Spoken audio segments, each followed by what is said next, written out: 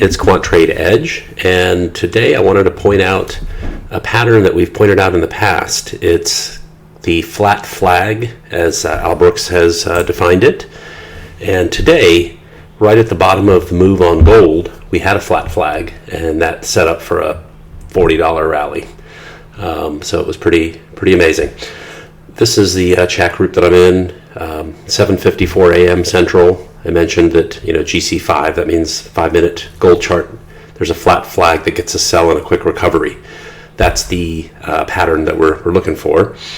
And then I put a picture of it in there, and that picture is basically this picture here, where this is the flat flag. As you can see, there's a leg down and then sideways action, and then that flag breaks. And what you would normally expect is if the flag were to break, you would have continuation to the downside. But here you can also see that there are divergences forming. This is the LBR 310 oscillator. You can tell that from here to here is a significant divergence, or you can see it on the RSI.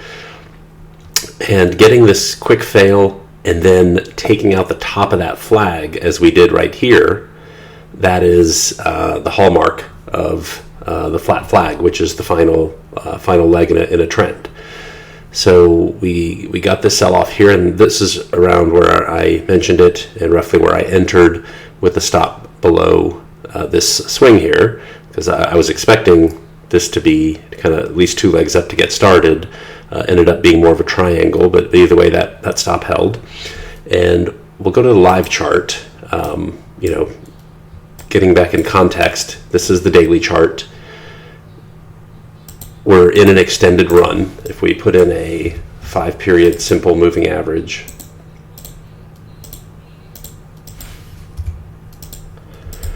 you'll see that we've had 1, 2, 3, 4, 5, 6, 7, 8, 9, 10, 11, 12 closes above. Still haven't had a close below. This is the 13th close above now. So taking out that high would have been a good spot for the Forex trade.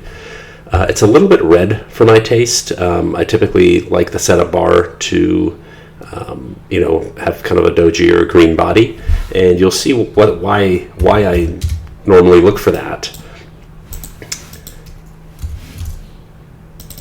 So this is our high-low day indicator, and you'll see that we did break above previous day high at 3:30 a.m. And being that early in the day, I'm looking at a 15-minute chart. And you'll see that I'll put the Gann indicators on. And, we typically look for a hoagie or an ABC. And here we have this downtrend. This looks like an uptrend and a downtrend, which would be your ABC. However, I don't count this because this is a hoagie right here. These 4 bars right here are a hoagie, so I don't count that as an up bar within the because it didn't take out this high here. So really this is just one leg down, and then you could look at it as another leg up and then a higher low down. But I think someone mentioned that in the comments yesterday. I don't typically like to buy those either if it's a higher low, because sure, it could be an irregular ABC, but it could also just be a couple legs up and then another leg down. So, and again, these are the sloppy patterns you get when the setup bar isn't ideal. So going back to the daily, this, setup bar was too red, and hence on the, once we broke it for the Forex trade, we didn't really have a clean pattern to enter on.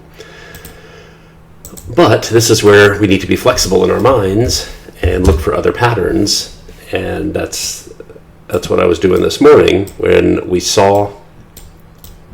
Now this is the live charting platform, but with the same chart that I showed on that Skype. So we had a very flat flag, call it 1, 2, 3, 4, 5, 6, 7, 8, 9, 10, 11, 12 bars all hanging out in here. This is a 5-minute chart, so that equates to the 4-bar hoagie that was on the 15-minute chart. Quick break, quick recovery. And if you've been watching me for a while, you'll recognize this as the P1 indicator. That's an indicator I haven't really disclosed yet, but it's just something I'd created over time, and that was just nice to have that extra confirmation. But again, getting back to where where I posted the picture, this was roughly where I got in with the stop below here, and we got over 10R on that to the upside. There's various ways you could have entered it. You could use this rejection bar where it tested down and couldn't go lower. That could have been your risk bar. Based on the P2, you would have bought above the high of this with that stop, so it's only barely better. You could have waited for the downtrend line on this little triangle to break, and then use that bar right there. So however you sliced it, you got anywhere from 8 to probably 15R. And that was just a great move. A little bit of volatility here as Powell spoke. 10 a.m. he spoke, and then I think 2 p.m. He said the same thing. So I don't know if the market reacted. But again, keep an eye out for these flat flags. Those are very, they really indicate the final leg. And then when a flat flag breaks and then recovers quickly, that's a sign that, that's where your institutions were loading up. Your retail probably got short here thinking this is a flag and it broke. And, if they didn't get out quickly, they got smoked on the way up. But that's just a good example of the flat flag.